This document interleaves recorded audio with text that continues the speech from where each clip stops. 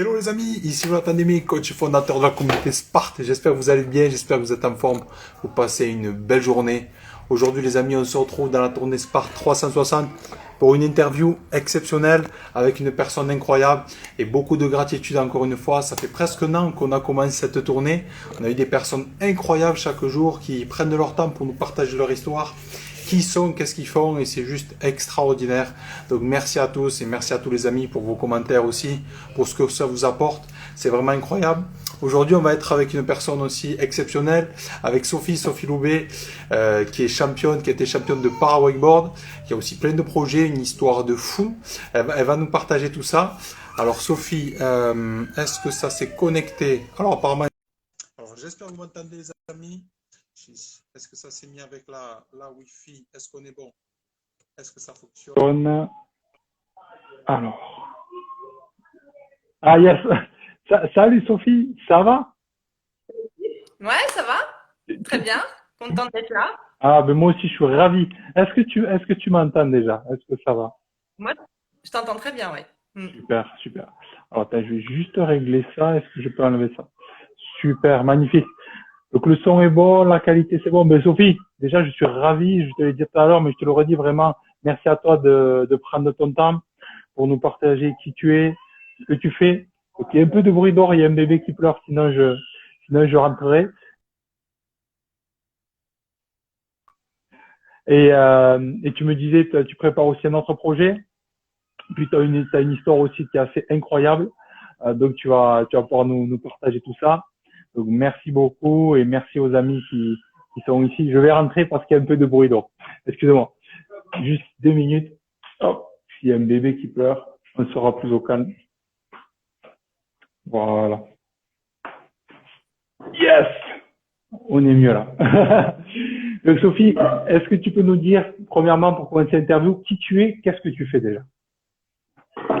Alors, alors, moi, je suis Sophie Loubet. Alors, en fait, ce qui me décrit le plus, c'est qu'en fait, je suis amputée d'une jambe. Voilà, je vous la montre. Je sais pas si vous avez bien. Yes. Je porte une prothèse fémorale, en fait. C'est une prothèse électronique qui me permet de marcher. Euh, j'ai été gravement atteinte d'un cancer, un cancer des os. J'ai lutté contre ce cancer pendant des années, à peu près 10 ans. Et je suis revenue, un peu comme je dis, à la vie, on va dire, l'été dernier. Voilà. Et là, bon, bah, moi, j'ai redécouvert la vie. Je suis ressortie, je suis allée à la plage, je suis allée faire du surf, j'ai pu essayer des prothèses sportives et depuis, bah, je m'arrête plus. Voilà. Et donc, avant ce cancer, j'étais déjà snowboardeuse, mais j'adorais ce sport. Voilà, tout s'est arrêté à l'âge de 23 ans. Et là, bah, mon plus grand plaisir a été de pouvoir refaire du snowboard pour la première fois, 10 ans plus tard, aux Deux Alpes, au glacier des Deux Alpes, l'été dernier. Voilà. Wow. Et du coup, comme on sait, la plupart des snowboarders savent faire du wakeboard. Donc après, je me suis mise au wakeboard. Donc, et je me suis retrouvée très rapidement au championnat d'Espagne de para-wakeboard on était les premières femmes handicapées à participer à un championnat national en Espagne et on espère bientôt en France. Bah, Voilà. bravo à toi. Bravo à toi déjà. C'est juste extraordinaire. Ton histoire est unique, exceptionnelle. Et puis, tu étais sportive et maintenant tu peux reprendre le sport. Tu continues à faire des performances et tu continues d'être là. Et ça, c'est juste un message très puissant pour toutes les personnes peut-être qui ont un handicap ou pas, que c'est possible. Et justement, euh, quand tu as appris que tu avais ce cancer, comment ça s'est passé pour toi? Qu'est-ce que tu t'es dit? Comment s'est passée ta vie? Mais en fait, un cancer, bon bah ça vous abat, hein. Chaque annonce de cancer à chaque fois m'a complètement démoli mon moral. Mais on se bat et d'un tempérament optimiste, j'ai toujours cru que j'allais m'en sortir. J'ai eu 4 fois quand même ce cancer. Euh, À chaque fois, je m'y attendais pas parce qu'à chaque fois, je repartais comme une pile, comme une balle, dès que j'en avais l'énergie, jusqu'à arriver jusqu'à l'amputation. Et ça, c'était il y a 3 ans. Voilà. 1 an et demi après l'amputation, donc il faut quand même le temps de bien se rééduquer, de réapprendre à marcher, c'est quelque chose de très difficile. Et donc à peu près 1 an et demi après, je me suis remise à ressortir et à vivre en fait. J'avais perdu tellement d'années que j'avais envie de vivre, j'avais envie de tester plein de choses. Et du coup, j'ai rencontré beaucoup de monde. Je me suis rapprochée du monde du handicap. Je me suis rapprochée de beaucoup de personnes qui ont vécu la même chose que moi et qui, du coup, m'ont appris comment faire pour adapter les choses aux activités qui me plaisent, en fait. J'ai réappris à faire du vélo. On m'a réappris à faire du vélo. J'ai réappris à courir. J'ai réappris à faire un peu de surf, à faire du wakeboard, à faire du snowboard. Et puis, bon, bah, moi, à la base, j'étais snowboardeuse. Donc après, ben, on s'arrête plus. J'ai passé pratiquement tout mon hiver sur les pistes parce que c'est 12 ans sans voir un flocon de neige. En fait, ça m'avait tellement manqué que j'ai plus du tout envie de descendre de la montagne, en fait. Quand j'y Ouais. suis, je reste. Ouais. Et après, du coup, je me suis retrouvée aussi donc aux championnats nationaux, au championnat français de snowboard en border cross. Voilà. Ben, Donc là, bravo. vu que c'est tout récent, enfin, je suis contente de mes performances parce que j'ai quand même eu une médaille de bronze, donc je suis médaillée. Et puis, bah, mais c'est que le début.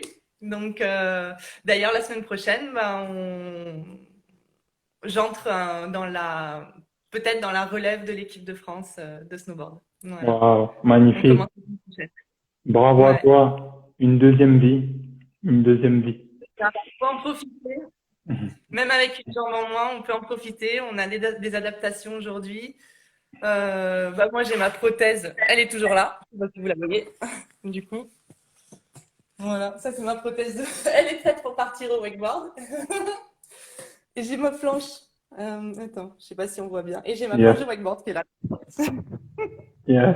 Excellent. Excellent, Sophie. Waouh, quel courage, c'est sûr, et quelle détermination. Et question, ce genre de cancer que tu as eu, est-ce que c'est quelque chose qui est courant?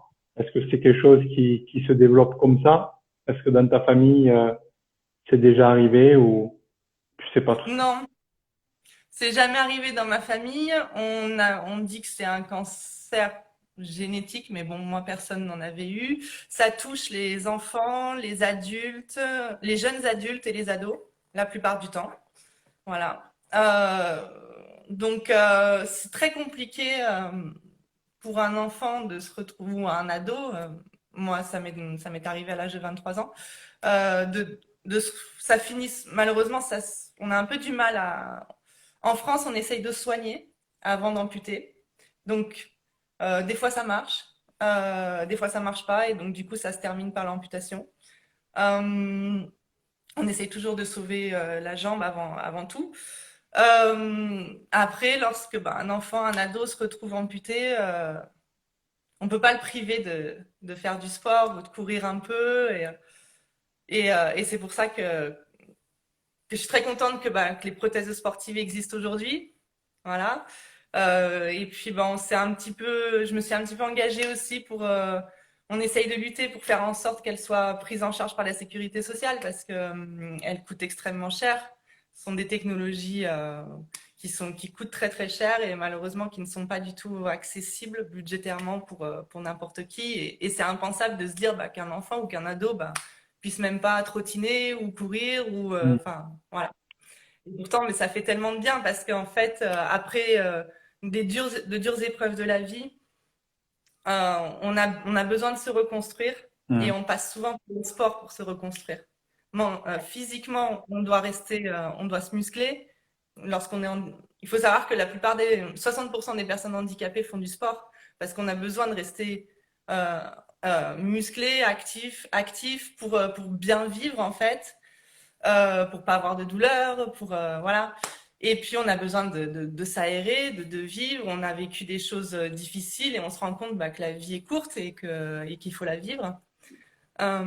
Et c'est pour ça que très souvent, on se rend même pas compte de ce qu'on peut être capable en fait. Quand on cumule tout ça, moi je dis c'est l'état d'esprit en fait qui nous donne beaucoup de force. Waouh, Voilà. c'est tellement puissant, tellement touchant ce que tu as partagé. Tu es aussi marraine justement de cette association Avant-Garde, ok, et Ouais. qui est extraordinaire ce qu'ils font. Et depuis la marraine, j'ai vu aussi l'interview enfin, qu'ils avaient fait, tout ce que tu partages.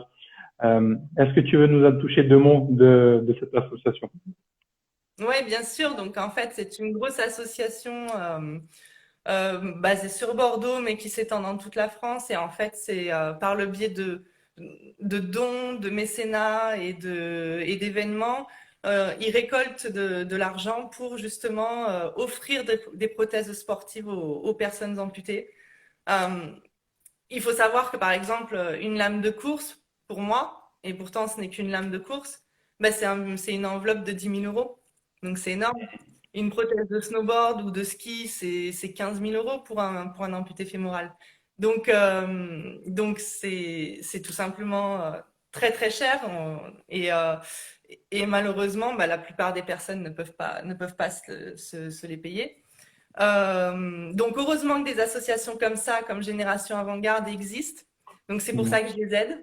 Je fais tout ce que je peux pour les aider. Donc après, c'est toujours par le...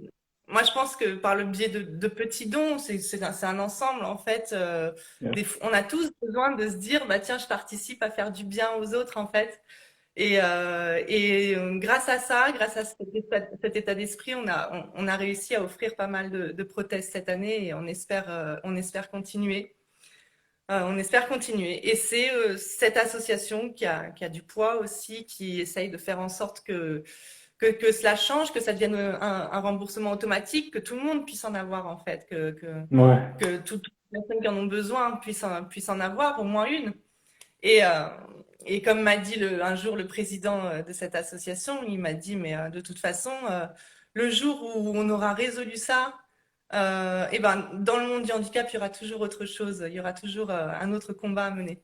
Hmm. Donc, euh, donc voilà. Mais en attendant que ça change politiquement, que si ça change, je l'espère, heureusement qu'on a des associations comme celle-ci qui permettent d'offrir Hmm.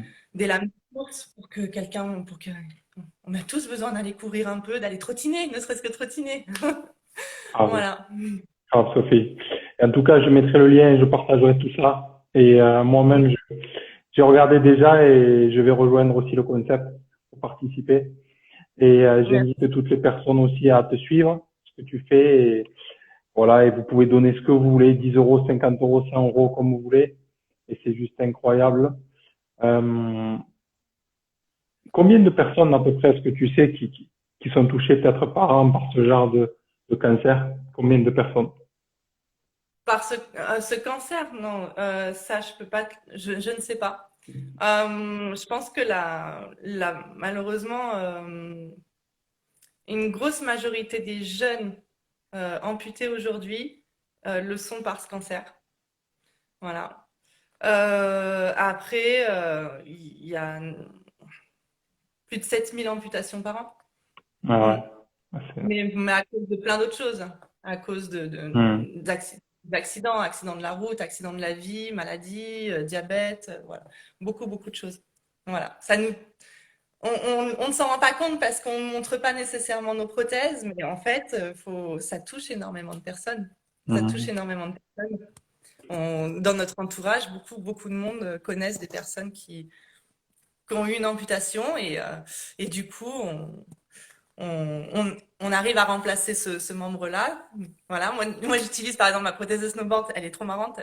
J'ai un amortisseur à la place du genou et j'ai un amortisseur à la place de la cheville. Voilà, j'ai deux amortisseurs que quand je descends les pistes à fond la caisse, que j'enclenche.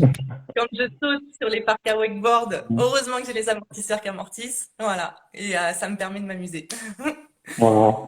C'est fou. En tout cas, comment on fait pour arriver à accepter? Parce que finalement, on n'a pas le choix d'accepter. Ce qui nous... Oui, oui, bien sûr, il faut l'accepter le plus rapidement possible. C'est fait, on l'a.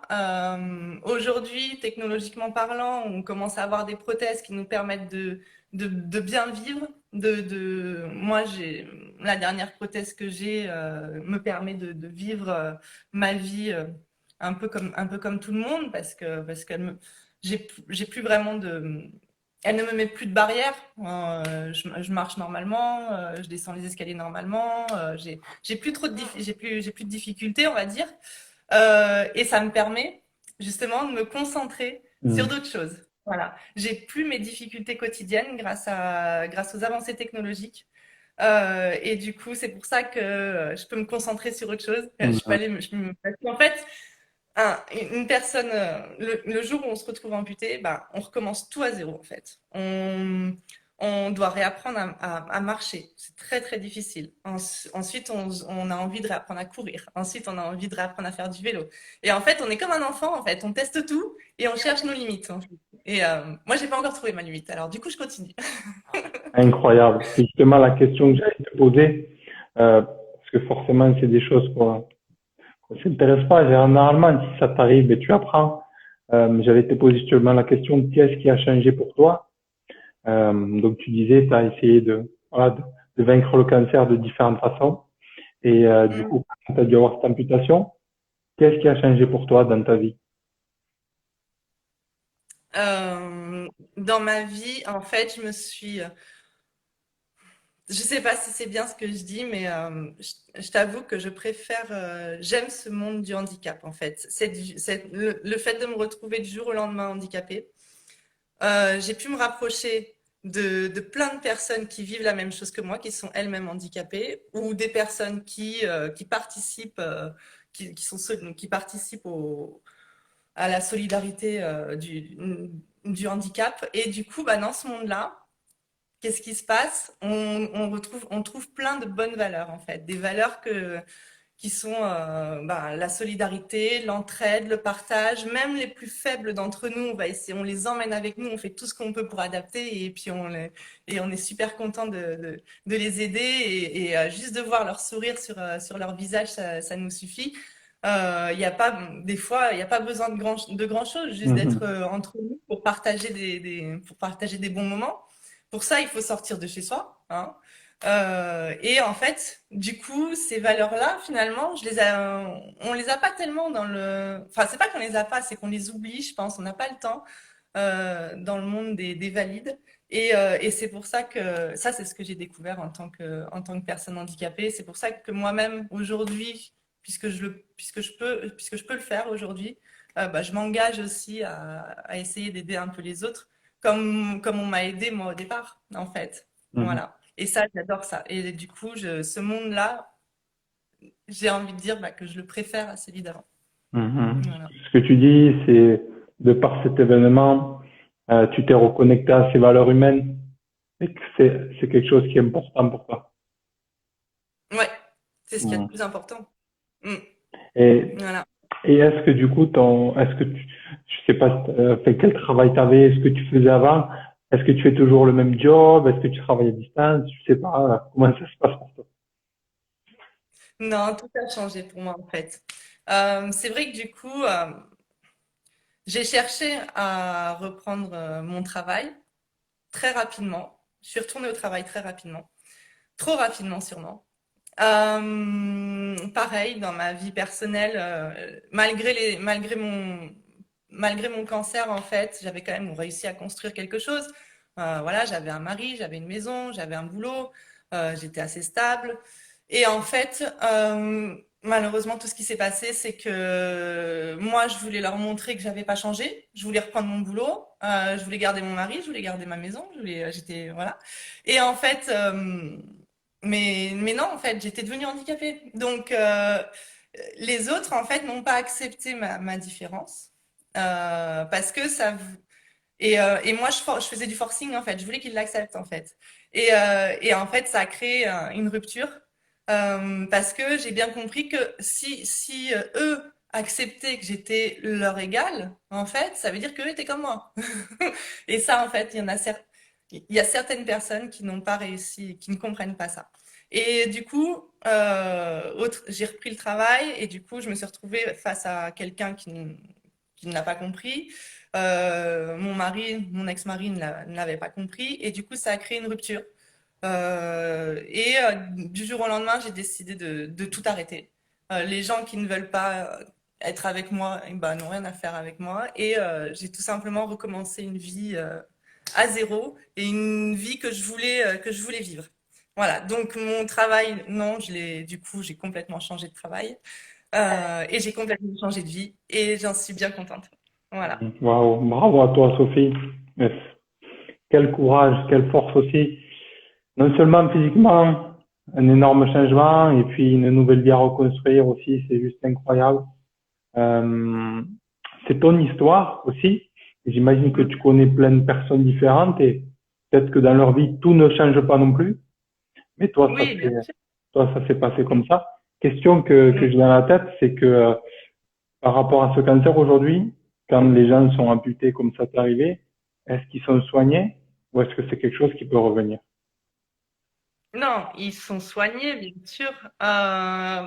Malheureusement, l'amputation, des fois, ne suffit pas. Un cancer, on peut jamais, un cancer, on peut jamais savoir. Bon, moi, il est revenu 4 fois et même avec une amputation, en fait, il peut revenir une 5e fois. Malheureusement, il s'adapte, il mute, il change et il s'adapte à l'environnement et ça, pour beaucoup de personnes, ça va plus loin. Ça va plus loin et après l'amputation, il n'y a pas grand-chose à faire en fait. Si ça attaque les poumons, bah, on peut essayer de soigner les poumons, mais ça Hmm. devient très compliqué. Hmm. Ça devient, Hmm. l'amputation arrive vraiment à la fin du protocole de soins de ce cancer. Ok, Sophie. Est-ce que tu as, petite question, est-ce que tu as essayé d'autres choses parallèles, des soins, d'autres choses? Tu as dû en essayer des milliers, j'imagine? Non? J'en ai essayé des milliers, effectivement. Effectivement, parce que bah, sur 10 ans, ah, ça vient de ma mère, ça. C'est ma mère, en fait, qui m'a emmenée de partout, qui m'a fait tout essayer, beaucoup de médecines parallèles. Je suis pas contre, mais ça n'a pas suffi du tout. Et ça m'a même fatiguée, en fait. Hmm. Voilà. Ok. Mais mais je peux pas dire que ça aide sûrement. Moi, malheureusement, ça m'a pas aidé. Ok, Voilà. merci. Je voulais te poser la question parce que c'est vrai que dans la vie, quand il nous arrive des choses difficiles, c'est normal, on a espoir et on veut essayer d'autres choses et ça peut fonctionner ou ça peut amener du plus. Et Exactement. je voulais avoir ton retour. Aujourd'hui, si tu avais deux, trois conseils que tu aimerais partager, peut-être à des gens qui, comme toi, voilà, ont eu une amputation, ont un handicap, mais même en vie de tous les jours, j'ai envie de dire, tu vois, pour les gens, pour justement vivre leur vie, en profiter. Et souvent, on s'en rend compte que quand on est très bas, à quel point on a de la chance. Si tu avais deux, trois choses que tu aimerais partager aujourd'hui, qu'est-ce que tu aimerais envie de dire? Mais déjà, ayant une grosse différence physique, moi, je l'assume complètement. Je trouve que ma prothèse, elle est très belle. Et j'ai envie de dire à tout le monde, mais on a tous une petite différence, quoi, en fait. Donc, bah déjà, d'une, de l'assumer, on s'en fout, on veut vivre. Et surtout, ben, surtout aux personnes handicapées, s'ils le peuvent, de sortir de chez soi et de venir avec nous et de partager des choses avec nous et on s'amuse en fait tous ensemble et ça rien que ça c'est vivre en fait et du coup ça nous apporte énormément. Moi ce sont les expériences des autres, la vie des autres, le fait d'avoir rencontré d'autres personnes qui m'ont raconté leurs expériences, leur vécu, c'est ça qui m'a enrichi le plus en fait. Mhm. Et c'est ça qui m'a donné beaucoup de force aussi. Voilà. Et on apprend beaucoup de choses. Voilà. Et effectivement, ça, même au niveau de notre état d'esprit change en fait. Du coup, on se dit, mais mince, mais on n'a qu'une vie, il faut la vivre, mais tout de suite en plus. Ah, Voilà. magnifique, Sophie. Merci beaucoup de ton temps, ce que tu nous as partagé. J'ai adoré. Ça m'a beaucoup ému. et ton histoire est extraordinaire. Quels sont les prochains défis, les prochains trucs de fou donc voilà, je sais que tu es à fond dans le sport aussi, mais quels sont les trucs de fou que tu t'es dit je veux vraiment réaliser dans cette vie? Un truc de fou que je veux vraiment réaliser. Ouais, Hmm, un truc de fou. Ah, mais moi, j'en ai toujours plein, en fait. Moi, c'est ça qui est j'attends bien. pas.